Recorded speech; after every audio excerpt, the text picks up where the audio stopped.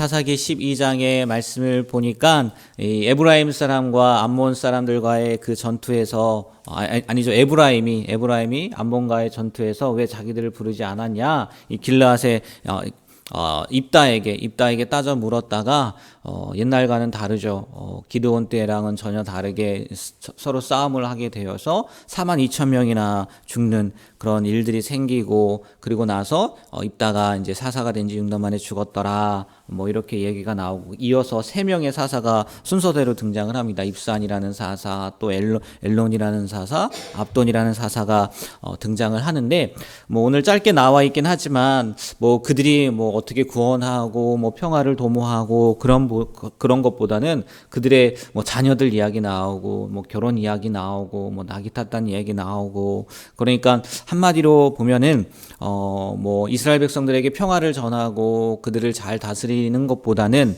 부와 권력을 쌓아서 자기들의 그냥 안위만을 누렸던 모습들로 비춰지는 그런 모습들이 이렇게 사사의 모습들에서 나와요. 물론 생각의 차이이긴 하겠지만 이따가 다시 한번 말씀을 드리겠는데, 먼저 오늘 이 말씀을 통해서 한 2가지만 말씀을 드리려고 해요. 첫 번째는 2절에서 3절까지의 말씀을 보면 조금 전에 이야기했던 것처럼 에브라임 사람들이 전쟁 다 끝났단 말이에요. 힘겹게 입다는 싸워서 목숨을 걸고 싸워서 나갔는데 왜 우리는 부르지 않았느냐, 안 불렀겠습니까? 그리고 뭐 그 전쟁이 조용조용 치르는 전쟁도 아니었고, 입다가 가서 암몬 사람들에게 이 단판도 짓고 그게 안 돼서 이렇게 싸움을 하게 된 건데, 오히려 에브라임은 왜 부르지 않았느냐 하면서 뭐 생트집 잡는 거죠. 그리고 그게 결국은 동족 간의 그 내전 싸움으로 확대되고 만 거죠. 물론 이 먼저 에브라임 사람들이 그 싸움의 실마리를 제공한 거지 않겠습니까? 뭐 가만히 있었거나 아니면 뭐 잘했다 칭찬했으면 좋았을 텐데, 에브라임 사람들이 뭐 틀림없이 싸움의 실마리를 제공한 거예요. 그리고 입다가 그들에게 이야기한 것도 뭐 틀린 말이 하나도 없죠. 뭐 정당한 거죠.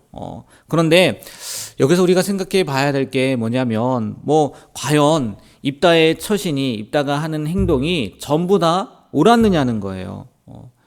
아마 저도 그렇고 우리 성도님들도 이 말씀을 보면서, 아니 입다가 좀 더 지혜롭게 대처했으면 어땠을까. 사사잖아요. 그래도 사사로 세움을 받았고 지도자로 세움을 받았는데, 그러면은 이 동족 간의 싸움은 그리고 42,000명이나 되는 적은 숫자가 아니지 않습니까? 뭐 이방 나라도 아니고 같은 나라의 사람이 42,000명이나 죽는 건데 그런 싸움을 피하지 않았을까라는 아쉬움이 있다는 거죠.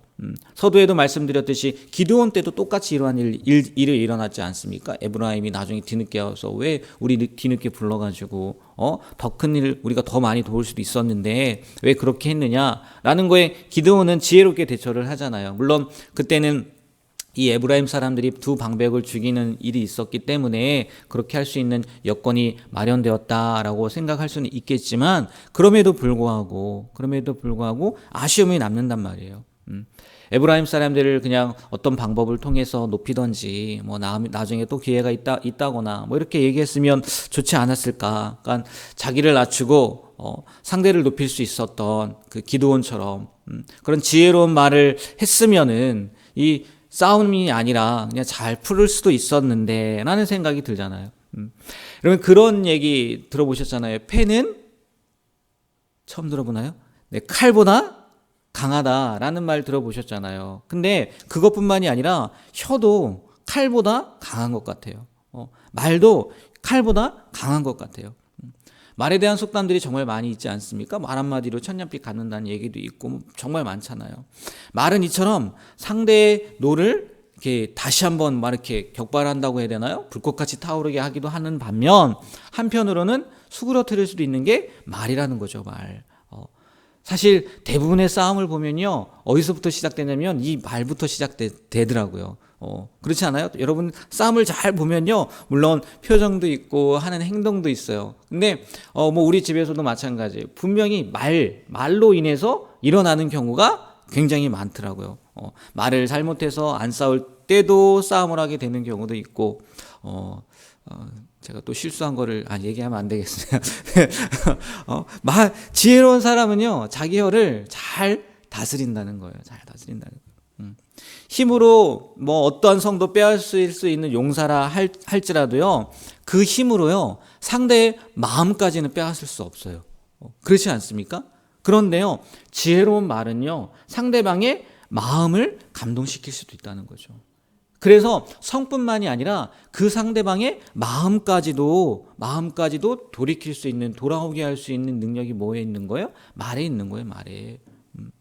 저도 마찬가지지만 우리 성도님들 이 자리에 나와서 예배하는, 기도하는 우리 성도님들은요, 이 말로써요, 다른 사람들을 죽이고 분열을 조장하고 그러는 것이 아니라 이 말로써 생명을 구원하는 일에 앞장설 수 있었으면 좋겠어요. 그래서 꼭 필요한 말들만 할 수 있게 되길 축복하고요. 그리고 위로가 필요한 분들에게 정말 위로의 말, 위로도 잘 해야 되겠더라고요. 격려도 잘 해야 되겠더라고요. 그러니까 우리가 하나님 앞에 오늘 이 새벽에 기도할 때, 하나님, 오늘 이 입다와 그 에브라임 사람들의 모습을 보면서 말 한마디가 이렇게 중요할 수도 있는데 제 입술에 지혜를 허락해 주셔서 사람들을 살리는 말, 세우는 말을 할 수 있도록 도와주시고, 정말 그러한 기회가 있을 때 오늘 말씀이 기억날 수 있는 그런 귀한 하루가 될 수 있도록 하나님 도와주세요 라고 기도하며 오늘 하루를 시작하셨으면 좋겠어요.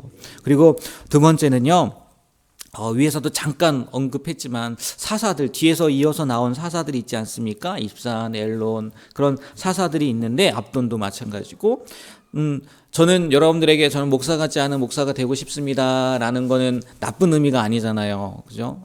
뭐 그냥 정말 평범하게 보이기도 하고, 뭐 그냥 잘 어울려져 이렇게 있는 그런 모습들인데, 여기는 정말 사사 같지 않은 모습이 보이더라고요. 나쁜 의미로, 좋은 의미로. 사사들의 이야기 가운데 9절도 한번 보십시오. 오늘 입산에 대한 얘기인데, 9절 한번 다 같이 한번 읽어볼까요? 9절이요.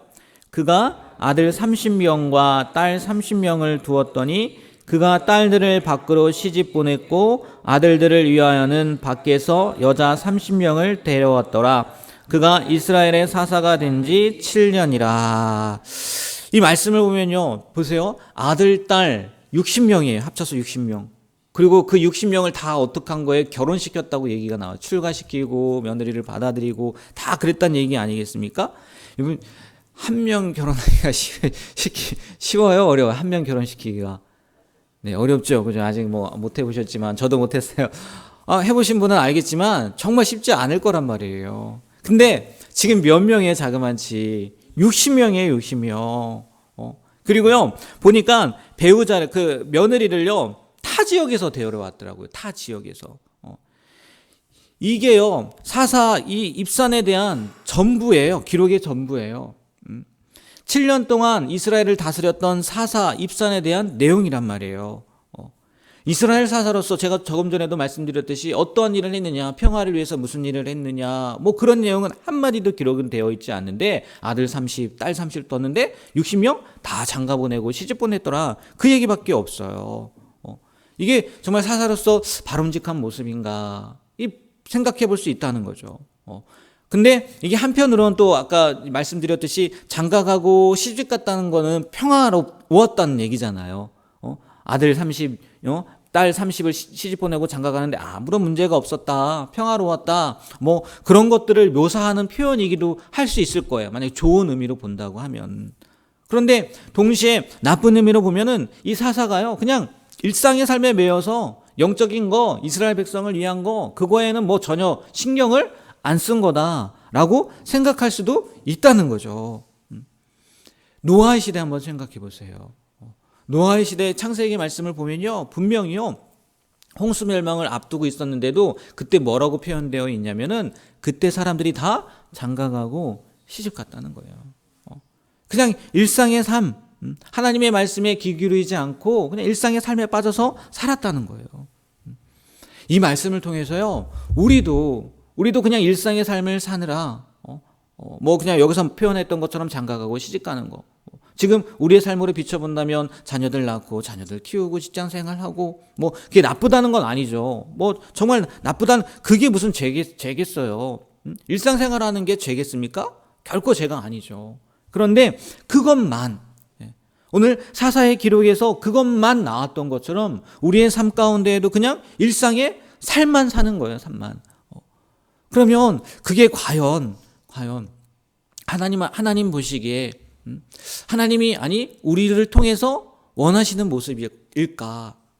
한번 생각을 해봐야 된다는 거죠.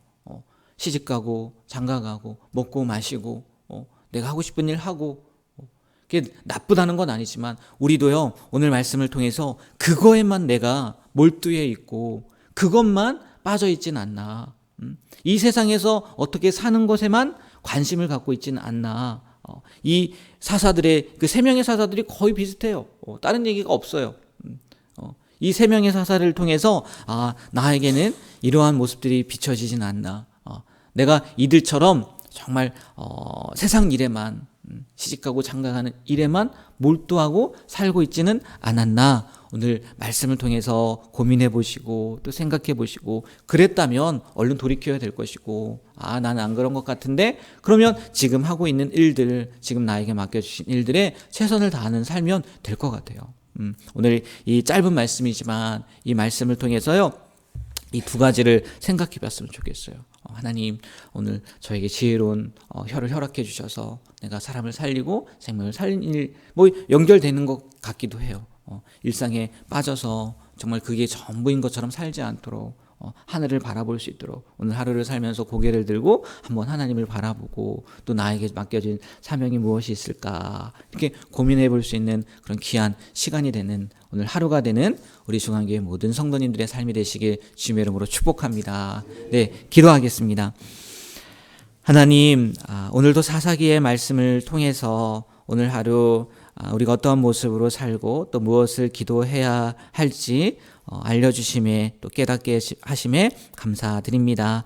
늘 듣는 말이고 늘 생각하는 것이지만 그래도 다시 한번 오늘 말씀을 통해서 우리가 생각할 수 있는 기회를 주셨사오니 기도하는 시간을 통해서 또 오늘 하루 우리에게 주어진 삶을 통해서 이 말씀이 우리의 삶 가운데에서 나타나고 보여지는 그런 귀한 하루가 되게 하여 주시옵소서. 그리하여 오늘 하루를 마감하고 또 정리할 때 하나님의 기억 가운데 또 하나님의 생각 가운데 우리의 하루가 세워지는 하루, 우리의 하루가 하나님의 기억에 남는 하루가 되는 그런 귀한 오늘을 살아가는 우리의 삶이 될 수 있도록 붙잡아 주시옵소서.